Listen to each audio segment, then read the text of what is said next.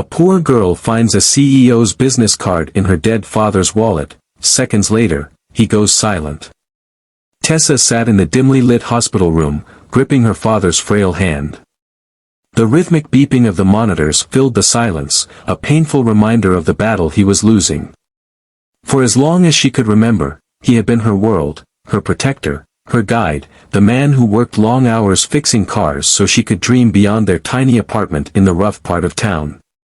Now, his breathing was uneven, his strength slipping away like sand through her fingers. "Dad," she whispered, her voice breaking. "Please, don't leave me." His weathered fingers squeezed hers weakly. "Tess, my wallet," he murmured, his voice barely above a whisper. Confused, she reached for the old leather wallet that had always been tucked in his back pocket. It was worn at the edges, the stitching fraying, much like their lives, holding on by a thread. She opened it with trembling hands. Inside were the usual things, a faded photo of her mother, a few crumpled bills, an old receipt from the garage where he worked. But then, something unexpected caught her eye, a crisp business card. Tessa turned it over. The name was printed in bold letters, Jonathan Grayson, CEO, Grayson Enterprises.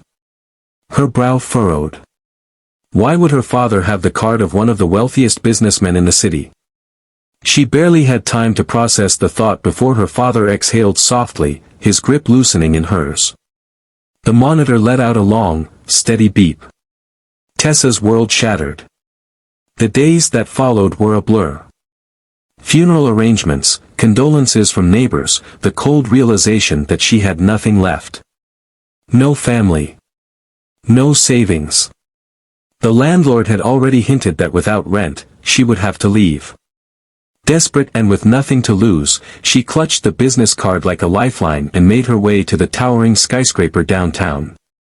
The receptionist eyed her skeptically, her worn jeans, the oversized hoodie that had once belonged to her father.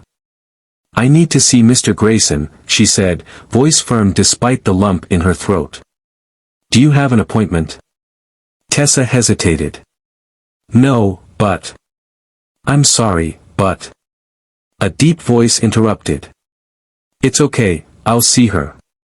Jonathan Grayson stood in the doorway, tall and imposing, his sharp blue eyes scanning her with curiosity. "Come in." She followed him into his spacious office, its floor-to-ceiling windows overlooking the city she had always felt invisible in. "You have my card," he noted, gesturing toward the small rectangle in her hands. "How did you get it?" Tessa took a shaky breath. "It was in my father's wallet." At that, his expression changed, something flickered in his eyes. "Your father, was he?"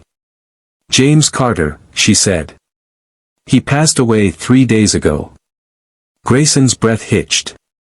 He leaned back in his chair, rubbing his temples as if trying to process something. "I met your father years ago," he said finally. "My car broke down in the worst part of town, and every mechanic I called said they were too busy to come help. But your father? He showed up in the freezing rain at midnight and refused to take a dime. Just shook my hand and said, 'Take care of yourself, son.'" Tessa swallowed the lump in her throat. "That sounded like him. I tried to repay him," Grayson continued. "Offered him a job, financial help, anything. But he refused. Said he had what he needed."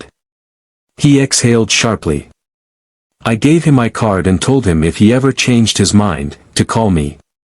Tessa's fingers tightened around the card. Had her father held on to this as a last resort? A backup plan for when things got too bad? "Why did you come here, Tessa?" Grayson's voice was softer now. She hesitated. I don't know. I have nothing left. No home. No family. And I guess, I just wanted to know why he had your card." Grayson studied her for a long moment before nodding, as if making a decision. "You have a family now," he said. "You're not alone."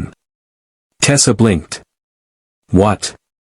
"Your father saved me that night in more ways than one." He reminded me that kindness doesn't need wealth, it just needs a heart. And now, I have a chance to return the favor. Within a week, Tessa found herself with a job at Grayson Enterprises, an opportunity she could have never dreamed of. But more than that, she found something else, a mentor, a guide, someone who saw in her the same resilience that had once burned in her father. She wasn't alone anymore. And maybe, just maybe, kindness had a way of coming full circle. Heartwarming message. Life has a way of remembering kindness, even when we think it has forgotten us. A small act, given selflessly, can ripple through time in ways we never expect. And sometimes, the love we give out into the world finds its way back to us, even when we least expect it.